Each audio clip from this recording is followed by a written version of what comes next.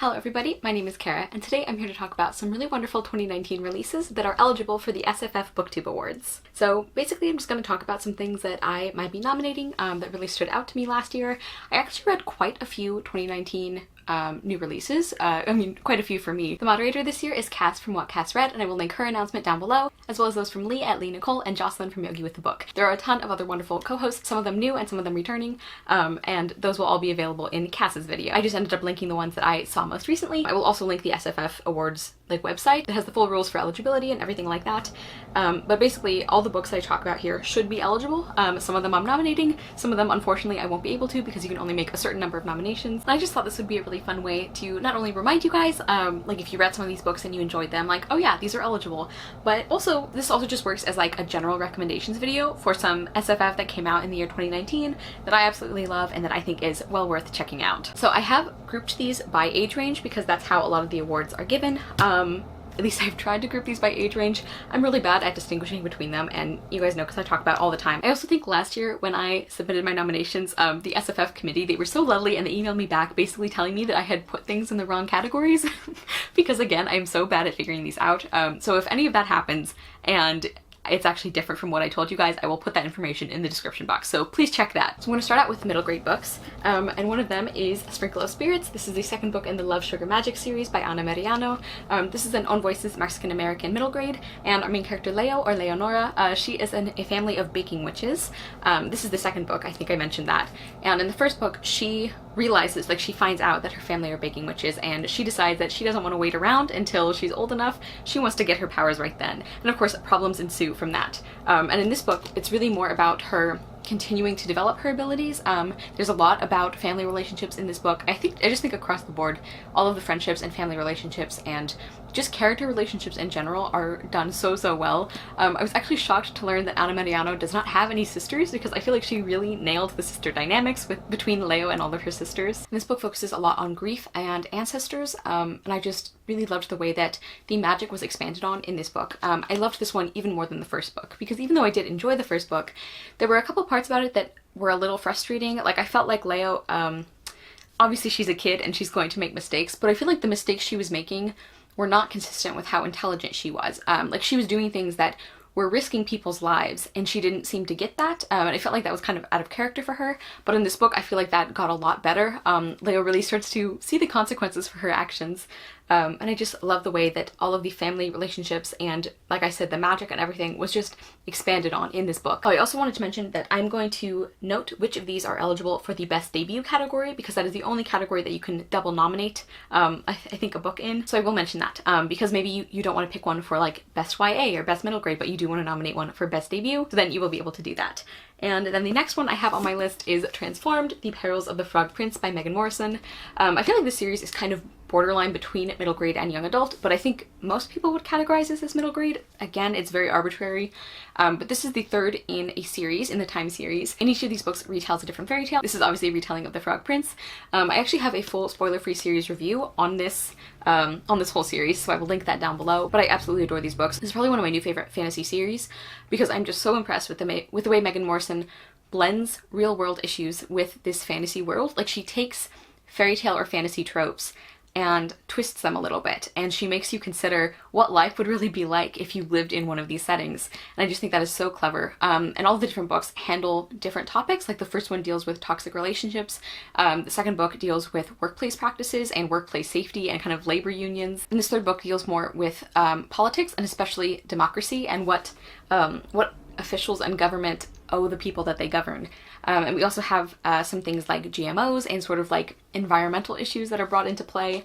And there's also this really interesting through line of a mystery in this book that I found super interesting. I just love these books. The character development is fantastic. Syra, our main character, starts out so unlikable, and you really see him start to change, but it's very slow and subtle, and people don't automatically forgive him. Like he's made to work really hard in order to change himself and to change people's perception of him, and I really appreciated that. Like it wasn't a quick and easy thing for him. Also, I think the rule is that you can't nominate a book that is further than book 3 in a series. So that one is safe. By the way, you will also recognize several of these books from my favorite books of 2019 video, which I will also link in the description, but that makes sense. I mean, if I love these books, of course I'm going to talk about them in multiple videos. And the next one I have is Midsummer's Mayhem by Rajani LaRocca. This book is on voices for the Indian American representation, and we follow Mimi, and she loves to bake. And she decides to enter this baking competition in her town, and because this is a middle grade retelling of A Midsummer Night's Dream by Shakespeare, some kind of fairy magic and mayhem ensues. And this book is another one that deals a lot with family relationships, and especially with siblings, and how having siblings kind of changes your perspective on yourself and on your family, and like kind of your role in the family. I think if you guys have siblings, you probably know what I'm talking about, but I just thought that was explored in such a lovely way. This is a really light and sweet book, but one that I think has kind of that undercurrent of more serious topics. It's definitely not the heaviest middle grade book I've read or that I'm even going to talk about today, but I do think this one deals with serious stuff. Not that you have to deal with serious stuff in order to be a worthwhile middle grade book, but I think this one does do that very well.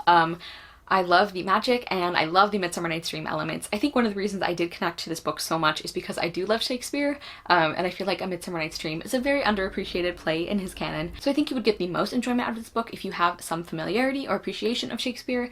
But I just think across the board, this is a really strong middle grade about friendships and changing friendships and family. This is the second baking magic book on this list, so obviously that's something I am really into. But I just thought this was so thoughtful and charming and sweet, and this book just brings me a lot of joy. And this is one that actually is eligible for the best debut category as well. Next, I have The Bone Garden by Heather Kastner. This is kind of a spooky or creepy middle grade, just a little bit, not too much, so it's perfect for me, who is a scaredy cat. But I just loved the atmosphere of this one. We're following a young girl named Ariel, and she's been sort of like created artificially by this woman that she works for, kind of, called Miss Vesper, who is a terrible person. She's constantly threatening Ariel with unmaking her, basically, which is, you know, would be killing her if Ariel doesn't do everything that she says and if she's not completely obedient. And finally, Ariel decides that she's had enough. She wants to actually figure out who she is, where she came from. She wants to explore the world a little bit more. She just wants answers, basically. And we follow her as she meets up with a few other characters and she makes some really wonderful friendships. That's, again, something that I loved about this book, is the friendship development. And there's also some really lovely thoughts and explorations of what being your own person means. Like, reading this book, you're just so invested in Ariel's story and in her realizing, like, you want her to realize that she is her own person and she is worthy of love and friendship and happiness. And I just really enjoyed the atmosphere of this book. It's like a little bit bittersweet and a little bit spooky and a little bit heartwarming. I just think all of those things were balanced beautifully in this book. I really liked the writing too, and I also liked how the setting is somewhat restricted.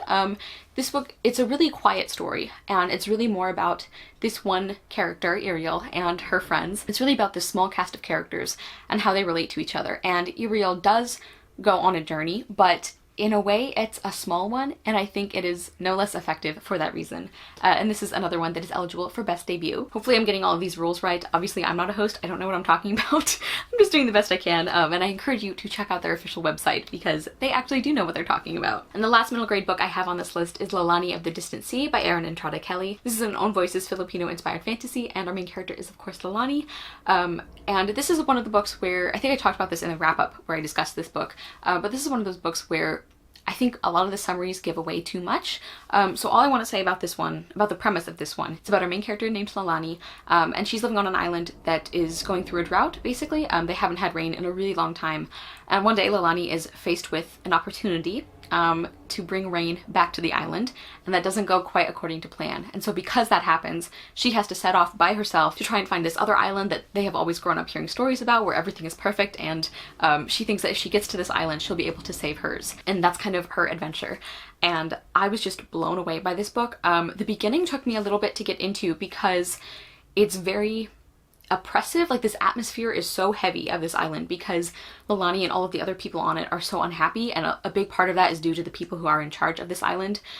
So it's kind of hard to make yourself read that because you just feel for the characters so much, but everything picks up pretty quick after that, and I was just hooked. I flew through this book. I loved it. I love the little snippets of folklore that we get that are almost like fairy tales, very sinister fairy tales. Some of them at least are quite disturbing, but I just think that helped with the world building and the atmosphere. And this is another one where I absolutely loved the friendship friendships. We have two main friendships that feature Lalani in this book. One of them is her best friend at home on her island, and she is very different from Lalani. She's very brash and outgoing and aggressive, and so because of this, even though Lalani loves her, Lalani has kind of grown up thinking that she's not brave or that she's not good enough because in her mind she doesn't measure up to her friend. And a lot of this book is about Lalani realizing that this quiet strength is just as valuable. So I absolutely loved that. She also makes friends with another character after she kind of sets out on her journey, so that was really lovely. And the themes in this book I think were fantastically explored and never got too heavy-handed. This book really makes you think about revenge and justice and what you owe people, what you owe the people you love who have been hurt. Like, do you owe them basically a vendetta against who did that, or does there come a point where you should move on and you should move past that, and like that's a better way to kind of honor the people you care about? And I just think this book was so thoughtful. This one is not eligible for best debut, but it's a fantastic novel. Then moving into the YA books, the first one I want to mention is sort of like an honorable mention because I think everybody knows what this book is, and that is The Wicked King by Holly Black. This is the second book in the Folk of the Air series. I think the third one would also be eligible, but I haven't read that one yet.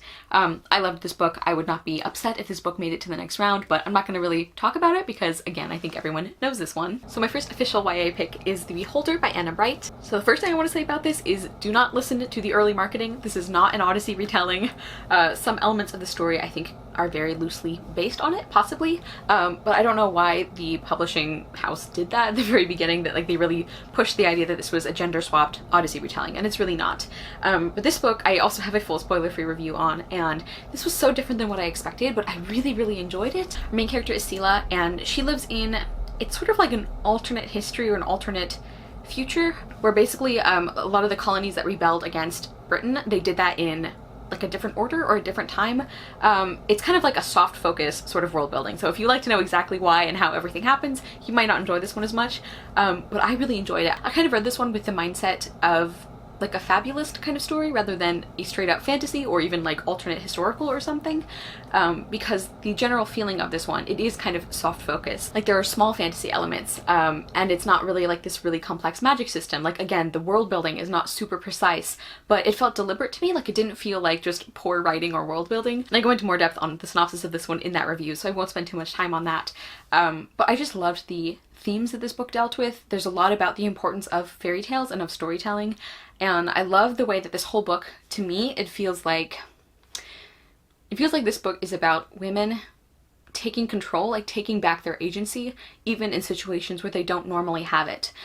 Because this book is very romance-centric in the sense that like romance is really important to the plot, and Sela kind of knows the whole time like, that she has to fall in love with one of these guys, and I just think that made for a really interesting series of character relationships. I just think it was so clever the way Anna Bright used romance and used this very romance-centric premise to say a lot about women's agency. We see Sela put in these situations where people are trying to take power away from her, you know, including things like who she's going to marry, who's going to help her like rule the country or the region that she's in charge of.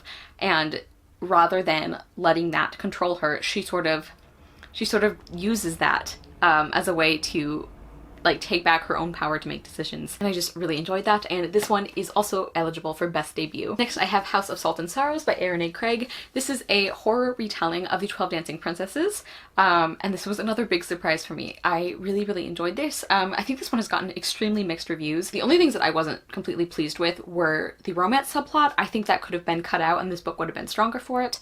And a couple of things about the ending. Although some things about the ending I really loved, there was one thing that I wasn't a big fan of. But other than that, this book just won on every level for me. I really enjoyed the writing and the world building. One of the criticisms I saw is that the world isn't very unique. And I feel like I've mentioned this every time I talk about this book, but I don't personally feel like you have to come up with a story that no one in the world has ever told before in order to be a worthwhile storyteller. But also, I think that the way Erin A. Craig combined things and wrote things and explored things and made connections.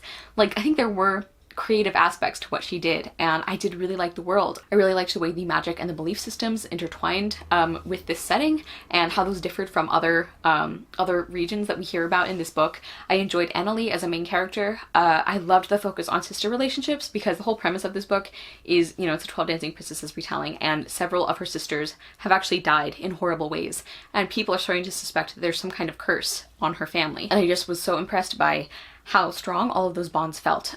Even the ones for the sisters who had already died.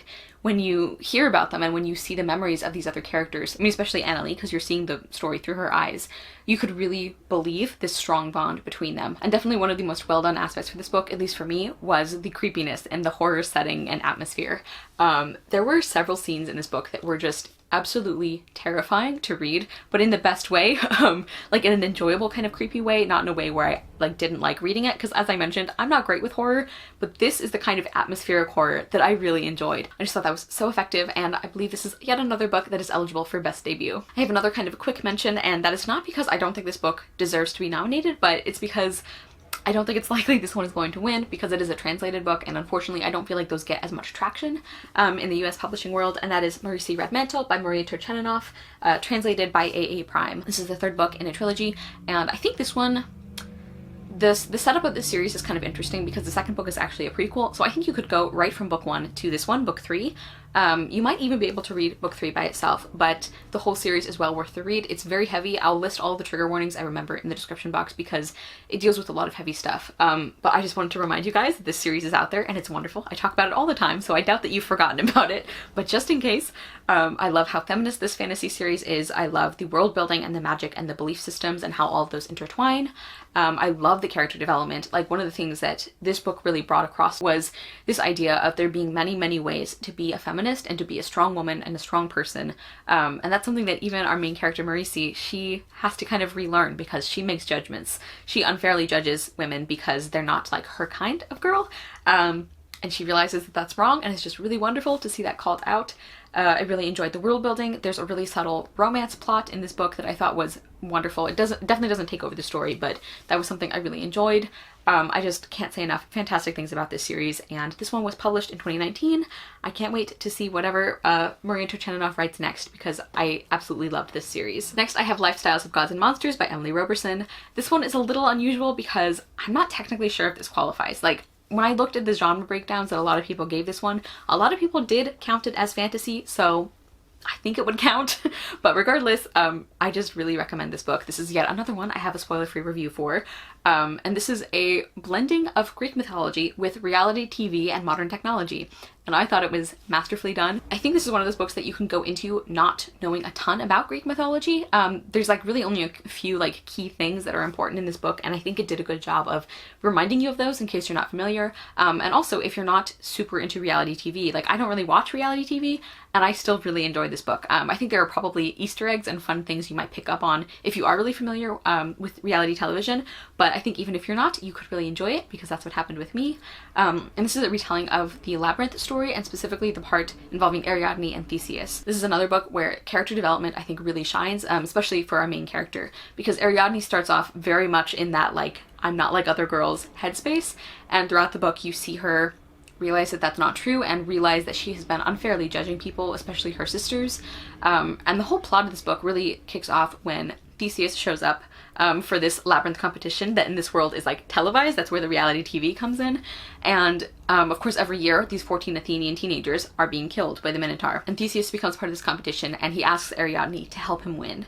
And the book is about what Ariadne decides to do about that. I love the focus on personal responsibility in this book, and I really appreciate the way that Ariadne was really forced to confront her own culpability in what has been happening with this labyrinth competition. She's not let off the hook. I just really liked that.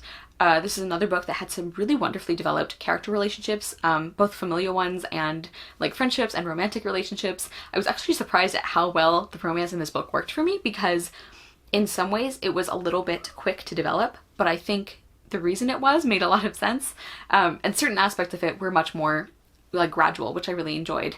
I really loved the blend of Greek mythology and modern technology. I think that was done in such an effective way.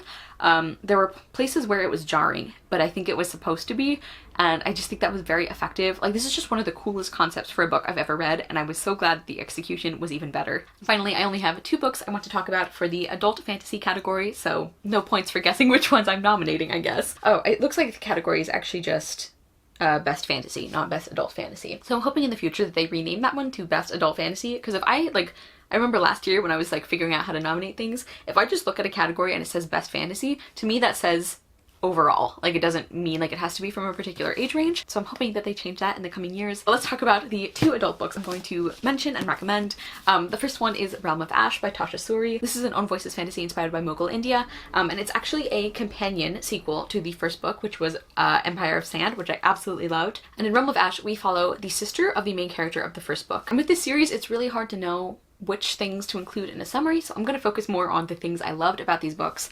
I think there's so much wonderful commentary on racism and colorism and prejudice, and especially because our main character of this book, she can pass as the dominant ethnic group of this world, and her sister could not. So there's a lot of internalized prejudice that our main character has about that, where she feels grateful for being able to pass, but it also feels like it has distanced her from her own culture and her own background, and I thought that was explored in such a lovely way. And I just think overall the protagonist of this book goes through such wonderful character development. A lot of this book is really about kind of her interior journey rather than pursuing a particular goal, like out, you know, in the plot, although that does happen in this book. And I love the world building, as I did with book 1. I just think this book is so layered and rich and subtle. My friend Jocelyn, who's actually one of the judges for the SFF Book Awards this year, she did a spoiler-free review on the first books. I will link that down below. She did a fantastic job of explaining why those books are so wonderful, but I just love Tasha Suri. I think that this is the final book in this kind of world that she's writing, but whatever she writes next, I'm excited about it. My other pick for adult fantasy is Gods of Jade and Shadow by Silvia Moreno-Garcia. I just fell in love with this book. Our main character is Cassiopeia, and she has been forced to basically work in servitude to her family. And one day she opens a chest and accidentally unleashes the Mayan god of death. And that sets this chain of events in motion where she has to basically accompany him on this journey in order to help him get his throne back. And her own health and safety are at risk too, because this bond that they created, it means that he is slowly becoming more human and she is slowly weakening and getting sick, and she could die basically if they don't figure out a way to get his throne back. It's set in the 1920s in Mexico, which is a time period combination that I don't think we read a lot about, and I just loved that setting here. I loved the emphasis on Mayan folklore and mythology. I absolutely adored Cassiopeia as a main character. I think she's one of those characters who I think is very believably rash, I guess, because I tend to really hate main characters that just like rush headlong into danger. They're stubborn, they're impulsive, they make stupid decisions because they're sassy or whatever. And Cassiopeia isn't like that. She can be very stubborn, and she does make some instinctive choices, but she's not stupid. Like, she's incredibly intelligent. And I just love the way that she has this really fiercely good heart. Like, in some ways, she has been understandably hardened by the really difficult life that she had, but in other ways she is incredibly selfless and brave and loving, and I just absolutely loved her. Hunkame, the Mayan god that she travels with, his characterization was absolutely fascinating, and I loved their dynamic. I loved the world building of this book, and I was also so impressed because I don't like journey stories. I know I talk about that a lot, but this is one of the exceptions to that because it was so beautifully written and all of it felt so specific. Like, I was never bored because we were learning more about this world and we were seeing the characters get to know each other better, and all of this journey and all of the stops on their journey had a purpose. This is such a fantastic book. I feel like there has been some buzz about this on BookTube, which makes me happy, but I think it deserves even more attention. Okay, everybody, so those are some 2019 releases that are in the SFF category that I absolutely fell in love with, that I think are well worth checking out. And even if you don't nominate these, or even if they don't make it to the next round, I stand by all of these book recommendations. Also notice that I didn't have any books for the short work category and for the science fiction category. And that's because I didn't read any debuts that even qualified for those. So this is a somewhat compact list, although I think I rambled enough about the books I loved that this will probably be a long video anyway. So please let me know if you guys are planning to vote or be involved in the BookTube SFF Awards. I am so excited to see the short list. And also, please let me know one SFF book that was a 2019 release that you really loved and that you don't think is necessarily going to make it to the next round, but one that you just really stand by and you would want to nominate it. Let me know that, because I'm always here for some underhyped books. Thank you guys so much for watching. I will see you soon with another video, and I hope you love the next book you read. Bye!